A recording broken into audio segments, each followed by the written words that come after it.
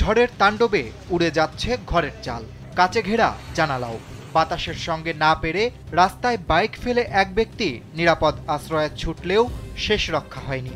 বাতাস তাকে উড়িয়ে নিয়ে যায়। ঝড়ের এমন নারকীয় তাণ্ডব দেখা গেছে ভিয়েতনামে। শক্তিশালী ঝড়ে দেশটিতে ৫ জনের মৃত্যু হয়েছে। ধুলোর সঙ্গে মিশে গেছে ৫৭টি বাড়ি। এছাড়া ক্ষতিগ্রস্ত হয়েছে আরও ২৬০০টি স্থাপনা। ঝড়ে বাতাসের গতিবেগ এতটাই শক্তিশালী ছিল যে পুরো শহরকে লণ্ডভণ্ড করে দিয়ে গেছে।